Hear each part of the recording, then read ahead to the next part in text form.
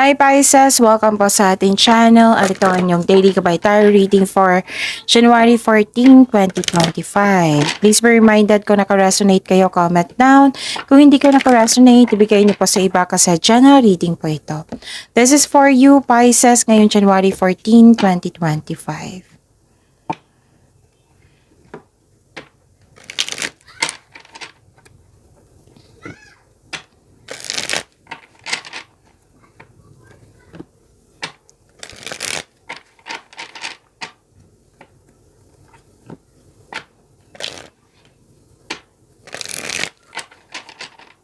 Para po ito sa inyo Pisces ngayong January 14, 2025. Maraming salamat po sa inyong patuloy na suporta at maraming salamat din po sa mga hindi nag-skip ng ads. Gamitin ang reading na ito bilang gabay lamang sa mga hindi pa nag-subscribe. Subscribe na po kayo at click bell notification para malaman nyo na may bago tayong video. Para sa mga gusto magpa-reading po, may lumabas dyan sa screen nyo ngayon. Panoorin nyo po at sundin ng instruction. Calling the attention sa mga suki ko dito na Pisces, open na po inyong monthly gabay tarot reading for January 2025. May 6 months from now reading tayo at love life reading po. So message me Pisces for schedule. Maraming salamat po. Spirits Guide, mga ganap po para kay Pisces ngayong January 14, 2025. I need 3 cards po.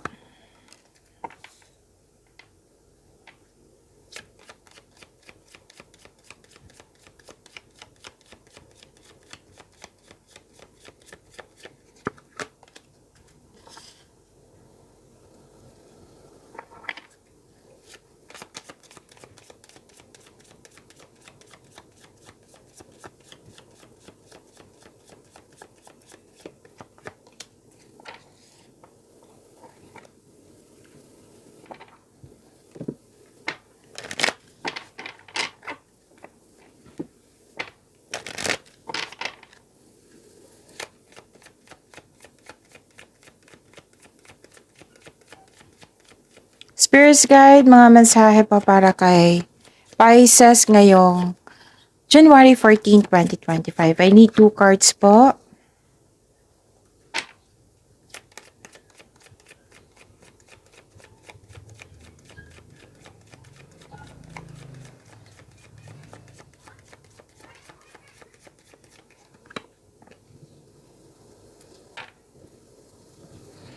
Okay, Pisces. Ngayon, January 14, 2025. May nakita ko ditong career stability. Pwedeng nangyari na yan ngayon or pwede din gumagawa kayo ng paraan para magkaroon ng career stability. Nakita ko dito na may dumating na proyekto or opportunity na binigyan mo ng long-term plans. Pisces. Tapos, naka-receive kayo ng wisdom message. Yes, naka-receive kayo ng wisdom message. Naka-receive kayo ng pwedeng galing ito sa elders, wisers, sa parents mo. Basta may wisdom message na binigay sa inyo na bumalik yung power mo, na motivate po kayo. Tapos, mag-ingat kayo sa isang tao na pwede nangyari na ito na sinisiraan ka ng tao. Tapos, pwede nangyari na ito, tapos nagkaroon kayo ng loss of connection. Pwede din na nagkaroon kayo ng loss of connection, still sinisiraan ka niya. Okay? So, nag-cause ito ng sa iyo, ng anxiety, stress, or worried ka, ganun. Tapos, nakita ko dito na pwede din na regarding to sa loss of opportunity or loss of things na like for example, yung parati kong gine-example sa inyo na money, pwedeng nagkasta, na wala, kinuha, na damage. O, pwedeng gano'n. So, mag-ingat. Ingat po. So, competition, someone courage and self-confidence. And go with the flow, let things happen.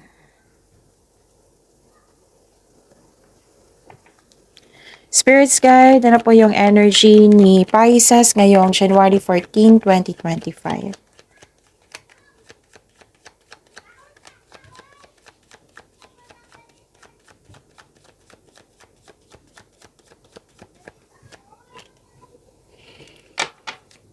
And the clarification of this card po.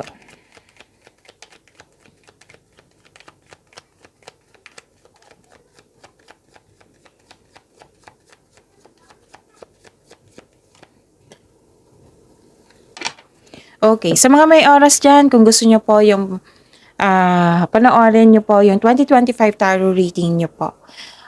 Uploaded noong December 16, 2024. Kung napanood nyo na nakalimutan niya, pwede nyo panoorin nyo po. Okay? So, kompleto po iyon. January to December 2025. Bawat buwan, may love reading, may career and money. So, hanapin nyo po sa channel natin. Scroll down nyo lang po. Meron din po kayong tatlong video tungkol sa inyong January 2025. Again, visit our channel, scroll down nyo lang po hanggang sa makita nyo po. Kung may narinig kayo o may nakita kayong repeating message, meaning to say, pinupush ng cards nyo yan kasi ang ilan sa inyo hindi pa binigyan ng atensyon. Na kung maaari din po, bigyan nyo po ng solusyon at aksyon. Remember, Pisces, at the end of the day, alam mo na ikaw lang taong may kakayahan at responsable na gumawa ng sarili mong katotohanan at kinabukasan. So, ano yung energy ni Pisces? Kung may narinig kayong ingay ha, mga bata, wala kang kasing klase ngayon. Oo. So, hayaan natin sila kasi naglalaro sila sa labas. O, kapitbahay namin yan. So, ang gaan ng energy niyan. So, kung pagpasensya nyo na kung maingay. Okay, focus kayo sa akin para may makuha kayong gabay. And don't worry, nakafocus ako sa reading natin ngayon. Okay, nagkaroon ng hesitation ng dahil sa delay. Pwedeng delay ito sa hinihintay nyo, delay sa paggawa ng action kasi nag-hesitate kayo. Pwedeng delay sa decision kasi may tutol. Pwedeng ganun. You felt defeated. You felt defeated kasi nagkaroon ng delay sa plano, delay sa parating na pera or bagay. Nagkaroon ng hesitation po para gawin o gawa ng aksyon yung matagal mo ng plano or proyekto. Marahil naghahanap ka ng timing or nabigo ka na noon kaya gusto mong siguraduhin na tama yung pinili mong desisyon. Pero dahil ayaw mong umalis sa comfort zone or nanibago ka sa sitwasyon mo ngayon. So this card asks you to be confident at magkaroon ng pasensya. Build a solid plan na magkaroon ng confidence at alamin mo kung ano ang pumipigil sa iyo. So take risks. We need to move out from our comfort zone. Success starts with every challenge, not from the comfort zone. Wow, ang ganda. Fulfillment to eh. So this is wealth, family, and inheritance. Okay, wealth, family, inheritance, may completion of cycle. May makakatanggap ka ng mana, pwedeng pensyon, pwedeng retirement, o masaganang ani ng buhay. So, nag-spend time ka sa family dito or sa grupo ng tao. Pwede din nagsisave ka ng money para sa inyong sarili or sa inyong pamilya. Pero din kasi manikita ko ditong susuportahan mo ang isang tao. Like for example, susuportahan mo yung kapatid mo, bunsong kapatid or anak mo na magkaroon ng educational plan. Ganon. May nakita kong ganyan. Pero pwedeng ibang support. Kasi example lang po iyan, yung educational plan. Okay? May posibilidad din na bibili ka ng property, full support yung grupo ng tao sa inyong plano sa buhay. At lumabas din dito, from your oracle cards to tarot card, lumabas po dito na maghihingi ka ng payo sa mga taong nirerespeto mo na mas matanda pa sa'yo or wiser. Okay? So this is wealth, family, and inheritance, and completion of cycle. Ang ganda.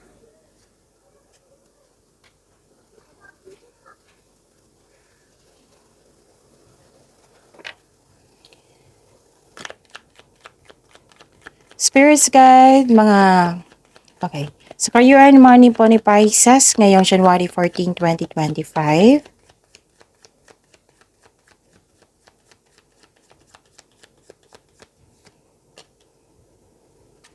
And the clarification of this card po.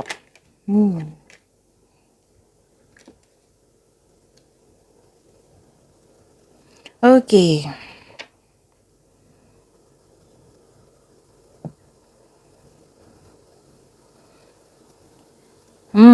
Nakikita ko dito na nagkaroon po ng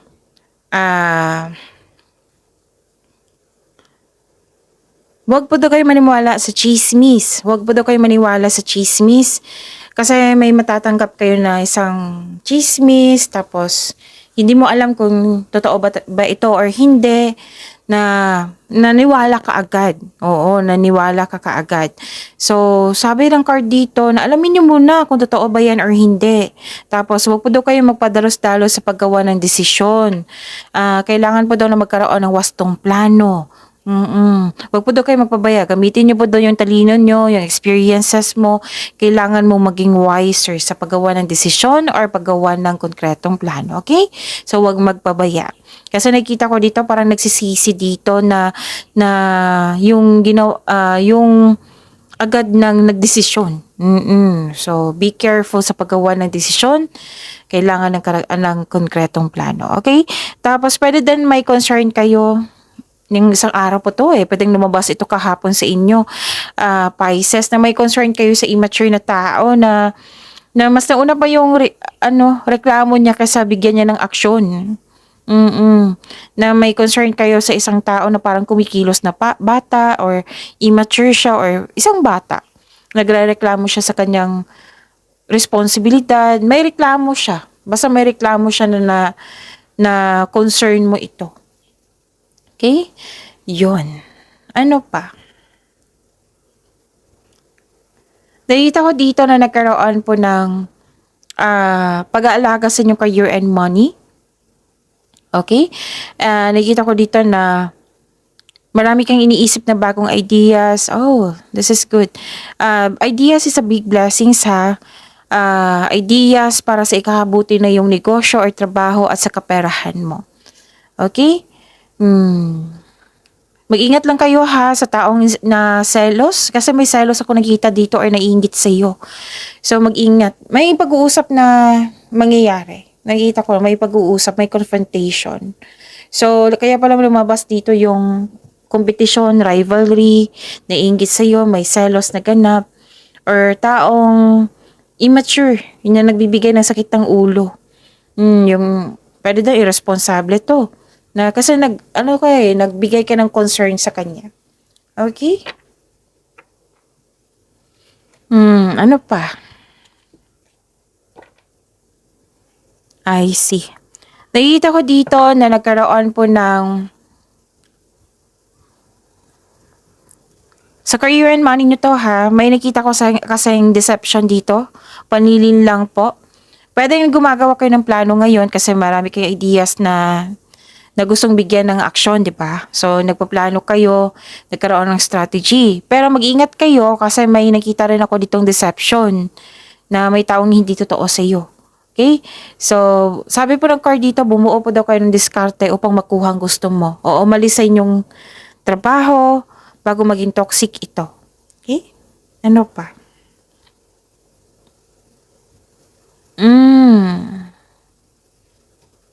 Nakikita ko ditong pwedeng nangyari na ito kasi may nakita ko dito na lungkot kayo sa nangyari na nawalan ng pera or na-scam, naloko kayo ng tao. Pwedeng nangyari na ito ha, pero kung hindi pa nangyari, pwedeng mangyayari. Kung hindi pa ito nangyari sa inyo, beware na lang po. Mag-ingat na lang po kayo ngayon. Okay? Kasi may nakita ko ditong nawalan ng pera or na-scam. Okay? Pwede din nalampasan yung opportunity na makapagbago sana sa inyong buhay or disappointed ka sa isang tao na irresponsable. So, don't worry after nitong onos, may parating po na new direction. Okay? New direction sa inyong career and money.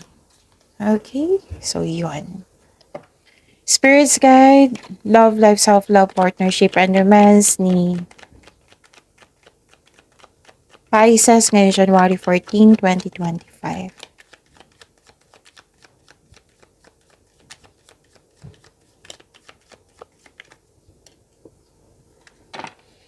And the clarification of this card po.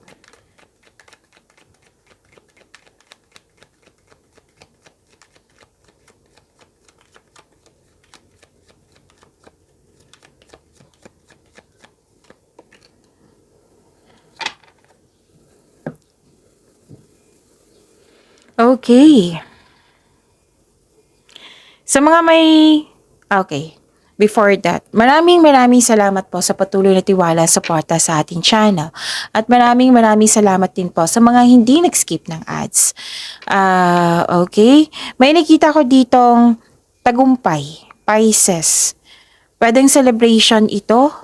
Oo, special event, birthday. Parang hindi ka mag-celebrate kasi pwedeng pagod kayo or hindi kayo masaya or wala kayo sa mood. Pero sabi ng card dito, i-celebrate nyo po daw ito kasi mag-i-increase ito ng positive energy sa inyo. Okay? Magbibigay ito ng tutuloy yung patuloy-tuloy anong tawag dito? Patuloy-tuloy yung continue po yung pasok ng blessing sa inyo. So pasensya na po ha. So yun, celebrate yourself in some small way to increase the flow of positive opportunities into your life. So sabi po ng card dito, you deserve to celebrate your success. Okay? Yun. Okay, ano pa?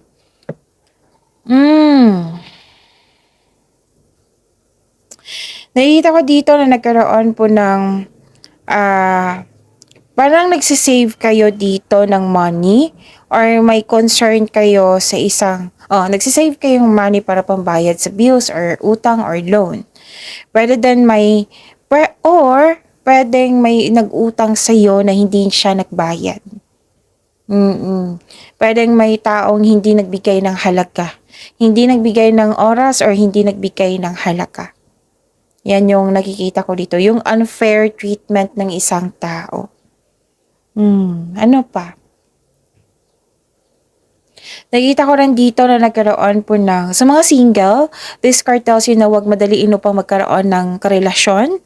Kailangan magkaroon kayo ng same vision for the future upang sa gayon magkaroon kayo ng isang healthy relationship soon. Okay? So, sa mga may relasyon sa buhay mag-asawa, you're moving fast in the relationship. Parang may gusto kayong ganap ngayon, ganun. Gusto mong may makuhang information, may gusto kayong abutin, may gusto kayong i-achieve or makuha. So, make it sure na ang couple ay nagkaroon ng vision for the future or mag-create kayo ng solid foundation and establish any plans before taking this relationship to the next level. So, meaning to say, kailangan magkaroon ng sense of stability, huwag kayong magmadali. Okay? You're very inspired naman dito. Okay? You're very inspired, nagkaroon ng direction. Kasi nga, may pagpaplano. May concentration, may perseverance. Ang ilan nga sa inyo, umuwi ng successful. This is also means traveling. Or you're moving for the next level nga. So, use your intuition to guide you po to the next phases of life with confidence. Okay? Pasensya na po sa ingay kasi may mga batang naglaro sa labas. Kasi walang klase. Walang pasok. Okay. Nakikita ko rin dito na nagkaroon po ng sama ng loob. Yung taong hindi nagbigay ng time or halaga, yung hindi nagbigay ng yung utang na hindi nagbayad. Oo. Sama ng loob ako ang nakita ko dito. Disappointed, pwedeng delay sa bayad, pwedeng ganun, delay sa hinihintay mong mensahe galing sa kanya, delay sa anong tawag dito? Basta disappointed na pwede din na-stuck ka sa nakaraan. Pwede din ito yung dahilan kung bakit hindi ka mag-celebrate. Oo. So, let the memories rest. Yung let go mo na yung nakaraan. Kasi nangyari na yun sa nakaraan eh. So, I know na mahirap yung pagbabago po. Magkakaroon kasi ng adjustment niyan. Kasi bago eh. Okay? But please know, this is a necessary change para sa ikakabuti ito sa iyo. And, focus kayo sa makontrol nyo. Huwag kayong mag-focus sa hindi nyo na makontrol. Okay? Nangyari na yun sa nakaraan. Okay? Pwede din na, kasi ang sabi ng card nyo dito you have to accept and move forward. Kasi hindi na yun change yung nakaraan. The past cannot be changed. Kailangan mo lang itong tanggapin na nangyari ito sa'yo. So, ang kunin mo lang yung sa nakaraan is yung natutunan mo, yung wisdom message sa mga nangyari. Yan yung kunin mo para learning journey nyo para maging aware na kayo sa kasalukuyan, para may iwasan na syempre nakita ko dito na may nag-aabuso sa inyong kapaitan dito. Okay? So, yun. Pagyamanin niyo po yung blessings na binigay sa inyo dito. Pisces, see you tomorrow. Please like, subscribe, and click the button for notification para updated po kayo sa daily tarot reading natin. Maraming salamat po.